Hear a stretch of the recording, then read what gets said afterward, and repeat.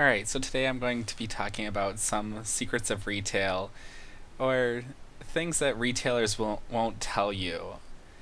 Do you ever wonder why retailers always push credit cards so much?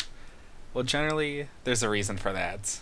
And that's because every time you use your card at a retail store, they have to pay card swipe fees.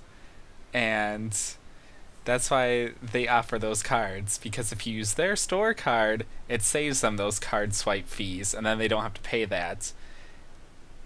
But if you notice, they'll also occasionally offer a branded card, such as Visa, MasterCard, Amex, or Discover, and that's because every time you use their card that's branded with one of those, they make money off of you.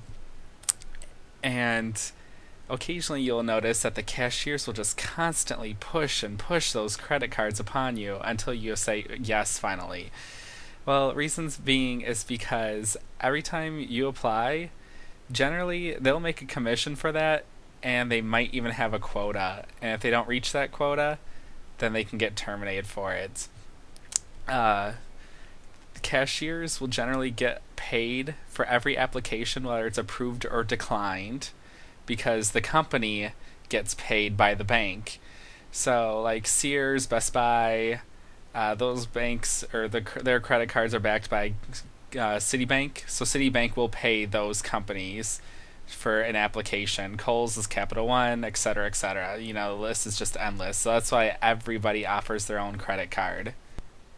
One disappointing thing is that some companies or cashiers will lie, and they will tell you if you apply, they'll save you some money, such as like 15%, even if you're declined for their credit card, because they have a coupon behind the register. So even if you didn't apply, but if you knew about that coupon, you just said, hey, do you have a coupon today? Most likely that cashier will just scan the coupon for you and not even make you apply for the credit card. Another thing that is crummy about store or retail cards, most of their offers suck, to be honest.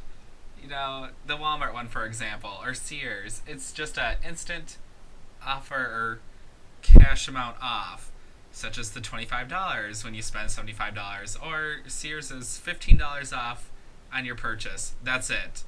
But, you know, there's some other companies that do offer better offers, such as Kohl's. I think theirs is, you know, you get X amount percent off every time you use your Kohl's card, or Best Buy offers interest-free financing if it's over X amount purchase.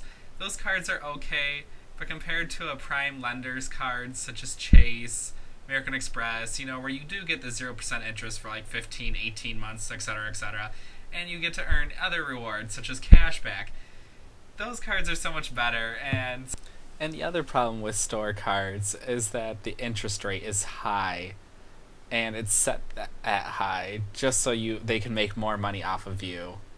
So the other thing you might notice that cashiers will always ask is phone numbers or emails for their rewards programs, and that's because it saves the company advertising costs. For every time you give them your email, it allows them to not have to print another ad to send to you. Instead, they can just send you an email, and that saves them money. But if you notice that they'll also give you a little bonus for giving up your email, and that's, you know, the rewards.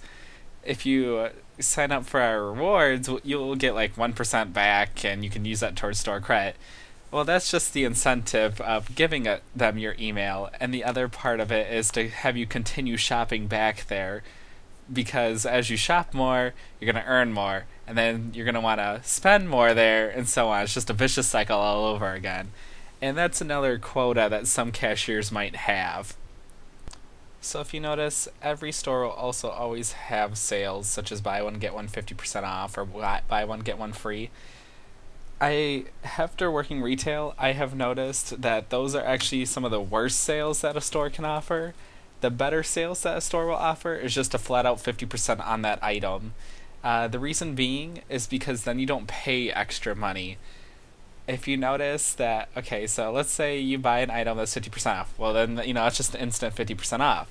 But if you do buy one, get one 50% off, or buy one, get one free, yes, they're still 50% off, But if you notice, you end up paying the full MSRP price, and generally, no retail store will charge you that amount. Everybody thinks they're getting a good deal when it comes to like sales at stores where it says it was originally $50, now it's $25. When in reality, every retailer does this, and that's purposely say it was originally that price and sell it at a lower price because it's a whole mental thing. You think you're getting a good deal. My part in retail was I actually had to scan items and it told me on how much the company pays for that item and how much we would sell it for.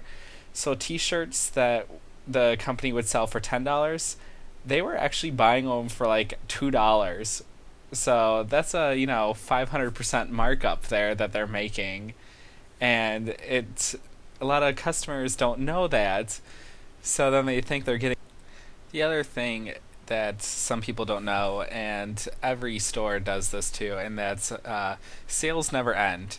I get the question all the time of when the sale's ending, and I'm honest with them. I tell them it's most likely going to continue. Like 90% of the time, it will either continue or it'll go at a lower price, because we never charge, or I've never seen a store charge full price for an item unless it was the buy one get one free or buy one get one 50% off. Then you end up paying a full price of an item.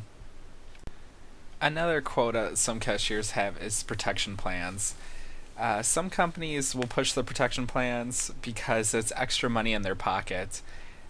The companies will generally think that their product won't break on them, so they can try and get you to purchase a cheap protection plan and to just make you feel secure, and it's just literally extra money in their pocket.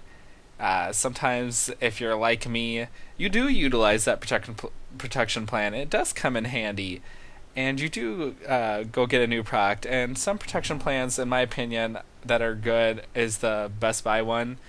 I've used the Walmart and Target one. I personally did not like those ones only because I didn't like on how I had to send it to the manufacturer for fixing at my own cost. Geek Squad, on the other hand, in my cases, it was just go get a new product for an exchange, and it was just that easy. Another thing not everyone might know is that the surveys cashiers get is that they need like 9s and 10s for it to be considered good. The company I worked for, if you got an 8 or below, it was considered a 0 instant. You needed 9s or 10s for it to be considered a good survey.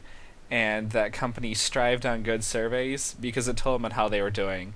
If they weren't doing good and they got a bunch of 8s or below, and that means they were considered 0s, corporate got on their case, and then management got on the cashier's case, etc., etc. And again, termination.